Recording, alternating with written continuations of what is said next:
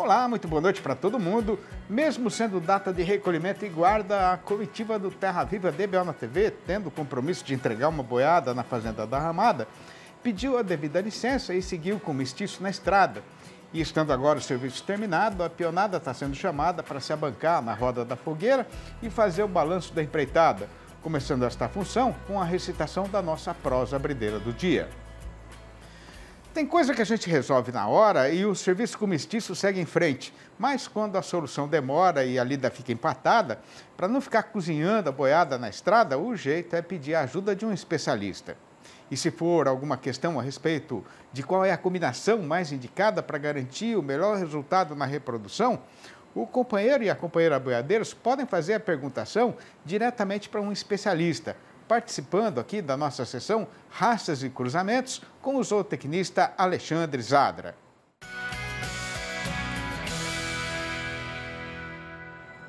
E quem está participando do programa de hoje é o Leonardo Stael, fazendeiro do estado do Rio de Janeiro.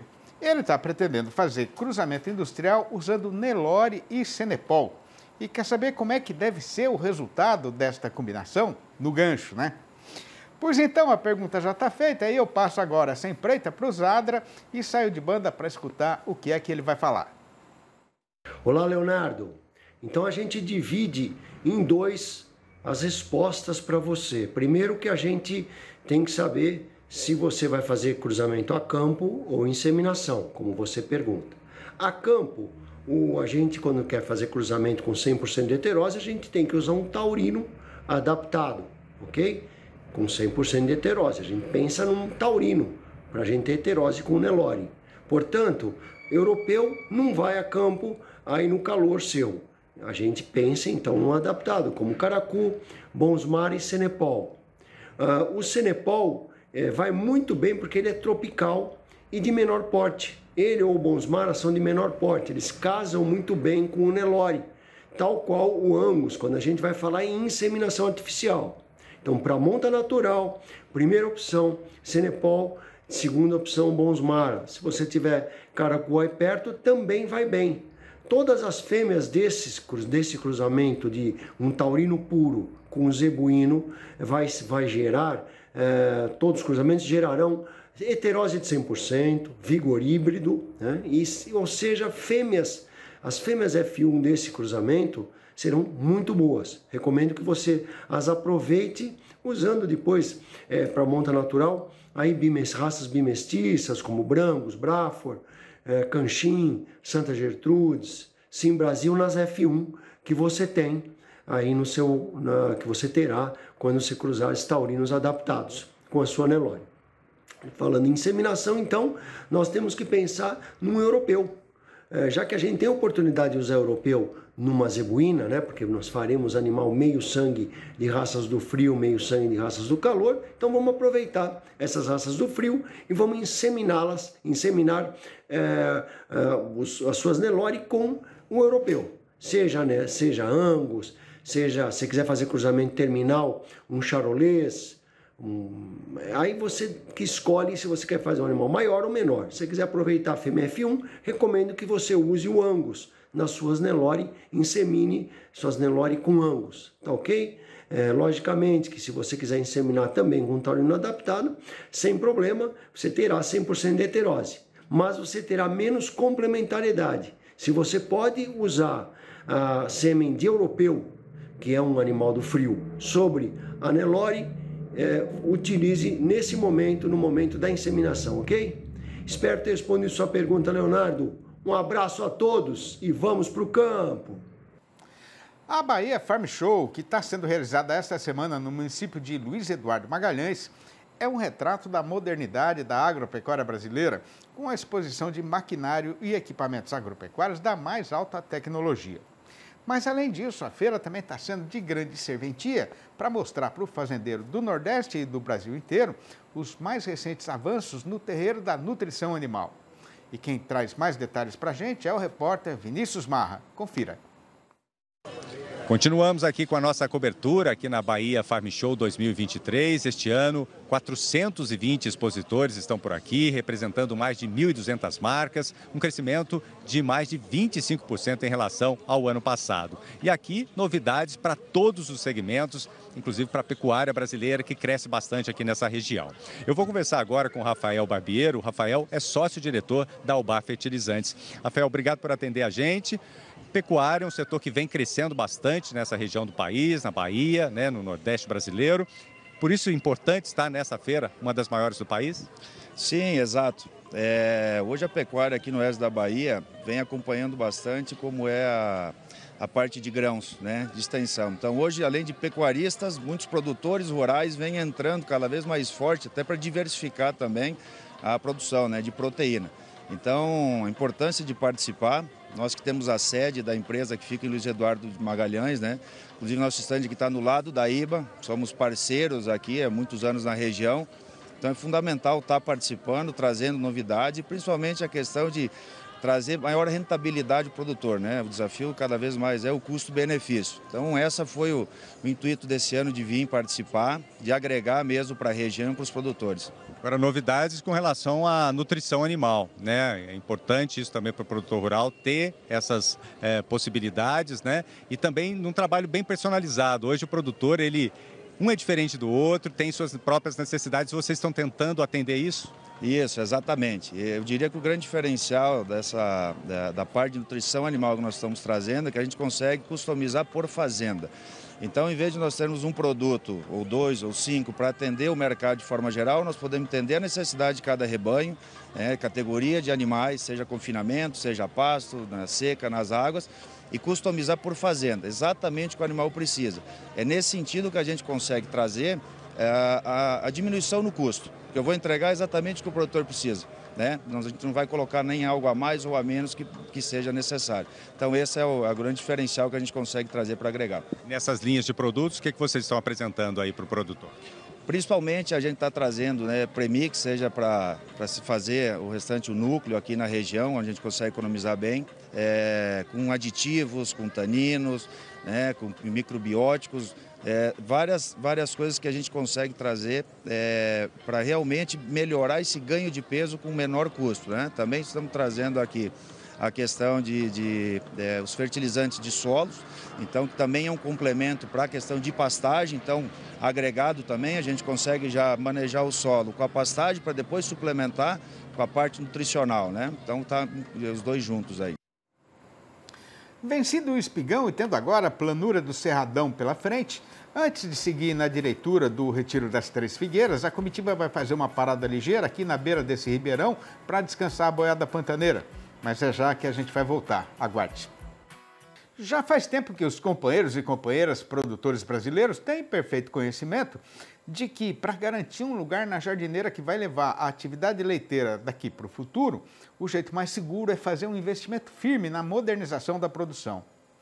Pois então, também por conta dessa precisão, né, nestes anos recentemente passados, muita gente mudou a sua criação do pasto para o ambiente fechado, em sistemas como o compost bar ou o freestyle.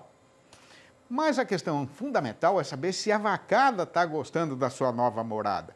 Porque se o rebanho tiver alguma dificuldade de adaptação, o resultado de certo que vai ser a queda na produção. O problema é que, como vaca não fala, o pecuarista precisa aprender a entender o que é que ela está querendo dizer. E para saber como é que isso pode ser feito, a gente pediu a ajuda preciosa do Dr. Alexandre Pedroso, engenheiro agrônomo e consultor especialista em gado de leite, que vai participar da nossa entrevista do dia, falando ao vivo pelo computador, diretamente de Piracicaba, aqui no interior paulista. Boa noite, Alexandre. É uma satisfação muito grande ter mais uma vez a sua presença virtual aqui no programa. Seja muito bem-vindo, como sempre. Fazia tempo que a gente não proseava, né? Pois é. Muito boa noite, meu caro Sidney. Obrigado pelo convite. Para mim é sempre uma satisfação estar aqui com você. Você é de casa. Ô Alexandre, para quem ainda não conhece, né, como é que funcionam esses sistemas de produção de leite em ambiente fechado, hein? Olha, Sidney, isso não é novo. A ideia é justamente oferecer mais conforto para as vacas. Entendo eu que a principal questão é um ganho muito grande no alívio do estresse por calor, que quando as vacas estão no campo, elas, na maior parte do ano, pelo menos aqui no nosso país, sofrem muito com isso.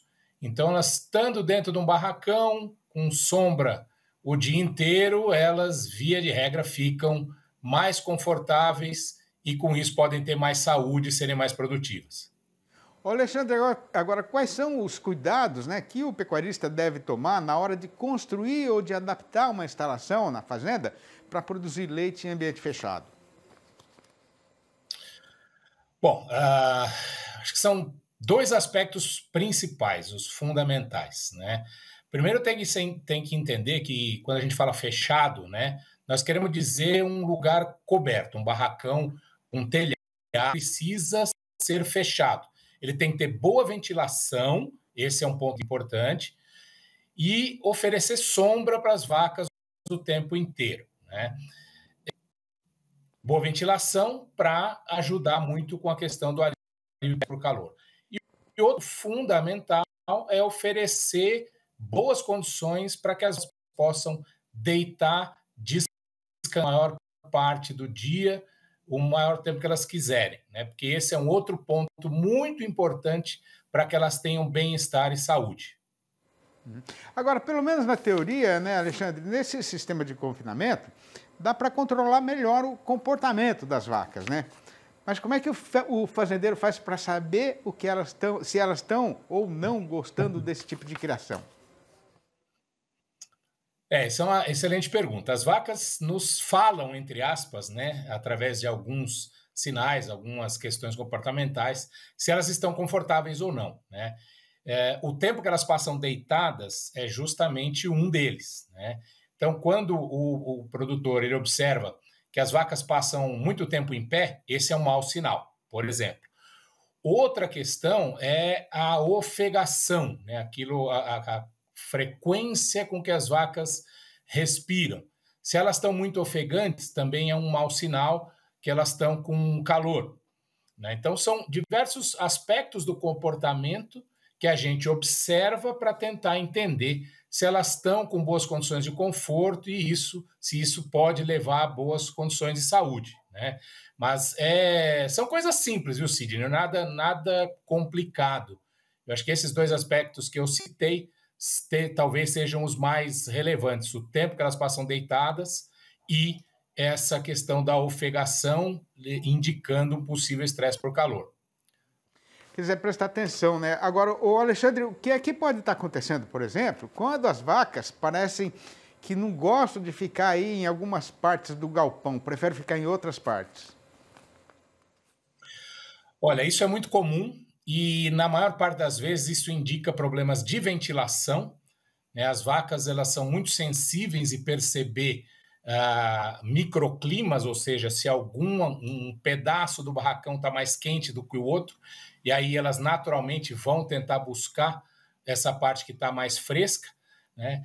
A entrada de sol em excesso, também promovendo um aumento de temperatura em alguns locais, é um outro fator que pode fazer com que elas deixem de usar uma parte do barracão, e a qualidade da cama, né? Das camas, o lugar onde as vacas têm para deitar, que principalmente em barracões do tipo compost barn, não é raro a gente ver pedaços do barracão, algumas áreas com a cama em más condições, outras áreas com a cama em boas condições, por falhas de manejo. E, naturalmente, as vacas vão buscar essas áreas onde elas se sentem mais confortáveis. Alexandre, como é que deve ser o consumo de minerais pelos animais dentro do sistema de criação confinada? Olha, conceitualmente, do ponto de vista nutricional, Sidney, é a mesma coisa do que num sistema em pastejo. Num sistema de confinamento, quando se fornece alimentação da forma que a gente chama de uma dieta totalmente misturada, né, tudo no coxo, o produtor tem a possibilidade de adicionar os minerais a essa mistura, né, garantindo que a vaca tem na dieta dela, no prato que ela recebe, vamos dizer assim, né, naquele PF que a vaca vai comer todos os dias, lá contenha os minerais. Também é possível, mesmo nos barracões de confinamento, posicionar em pontos estratégicos alguns saleiros para dar alguma complementação de mistura mineral. Mas Se essa dieta for muito bem feita, bem formulada, e o manejo da alimentação for bom, a vaca vai ter todos os minerais que ela precisa nessa dieta no coxo. Agora, ô Alexandre, como é que você está falando de alimentação, né? Como é que o pecuarista faz, né, para saber se a vaca está se alimentando da maneira certa e na quantidade certa? Outra pergunta boa, né? E esse é um ponto em que eu entendo que ter as vacas em barracões facilita essa tarefa, porque ele pode observar o coxo todos os dias, fazer o que a gente chama de manejo do coxo, né? As vacas, elas têm que comer aquilo que elas quiserem, né? Elas vão comer na medida da sua necessidade para o seu nível de produção. Então, ele tem que garantir que não falte comida em nenhum momento do dia, né? Tem que ter essa observação para que não surja a situação de coxo rapado, como a gente chama, que é aquele prato limpo, né? E fazer essa observação diária, né, pelo menos uma vez por dia, para observar se tem sobra adequada, né? Um pouquinho de sobra, a gente fala 3 a 5% do que foi ofertado, garantindo que a vaca comeu, as vacas, né, comeram tudo o que elas quiseram, é importantíssimo. Se ele nota falta de comida, no dia seguinte tem que aumentar um pouquinho a oferta, né? E fazendo esse ajuste diariamente. Entendi. Muito bem. Alexandre, então, a questão fundamental é aprender a entender o que a vaca tem para falar, né? Então, queria te agradecer muito pela participação, Exato. mais essa participação aqui no nosso programa, mandar um grande abraço para você e dizer que a gente está aqui sempre à disposição, sempre que tiver alguma coisa nova para contar, liga para a gente prosear mais um pouco. Abraço, Alexandre, obrigado. Muito obrigado, Silvio. Para mim, também é uma satisfação. Grande abraço. Até a próxima.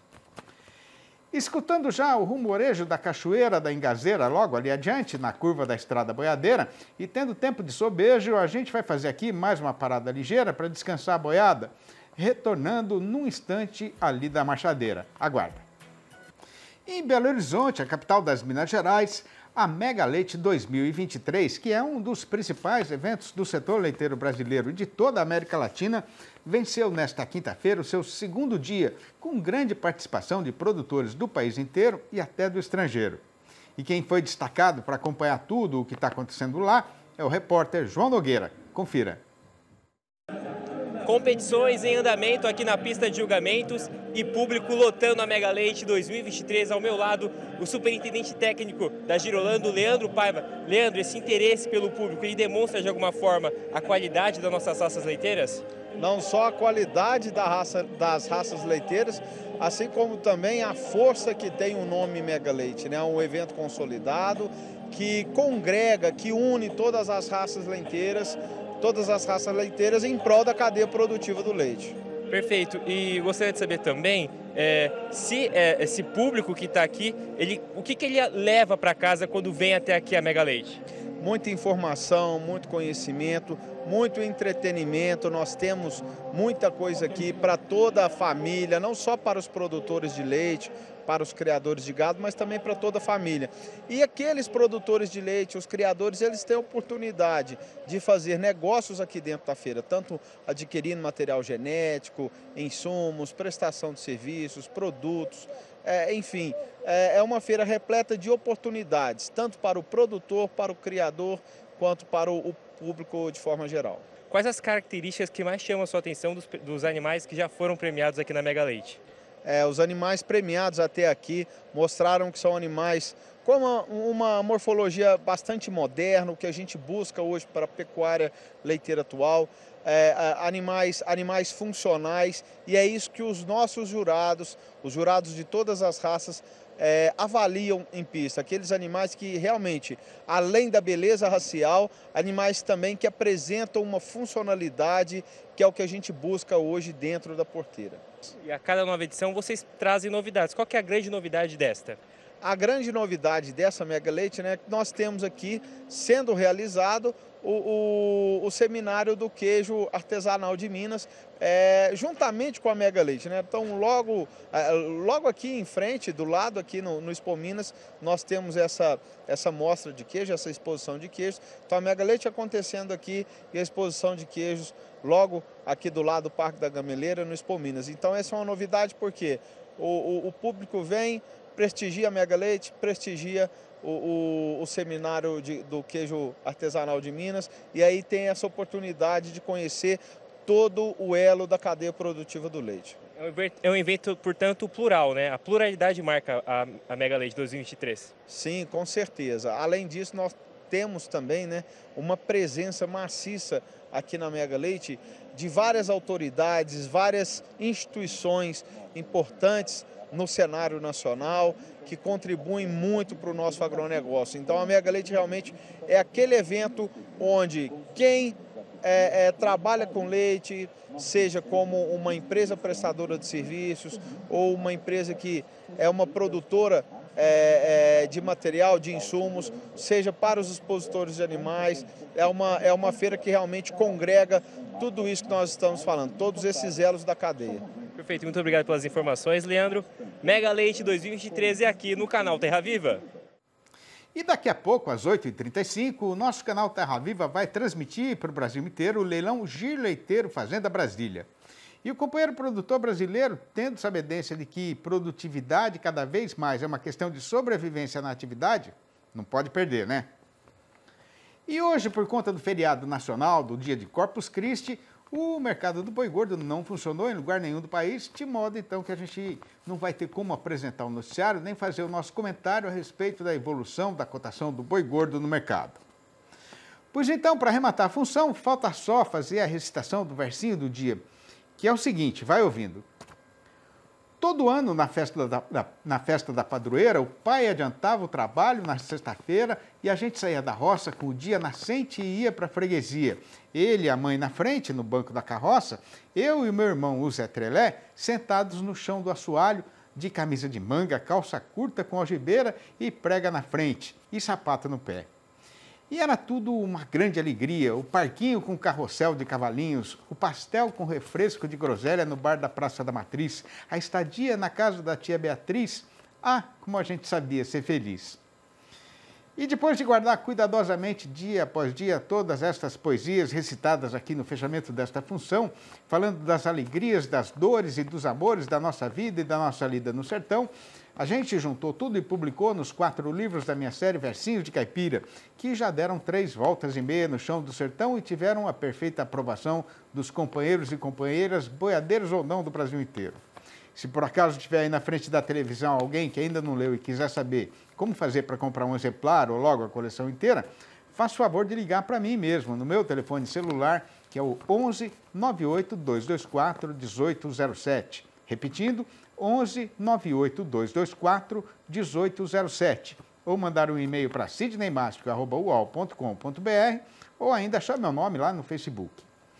E levando no coração uma grande satisfação por ter passado essas horas prazerosas na distinta companhia dos amigos e das amigas desta freguesia, a gente vai terminando esta prosa e fazendo a retirada, mas já fica combinada uma nova apresentação do Terra Viva DBO na TV para amanhã, às 6h30 da manhã e às 7h25 da noite.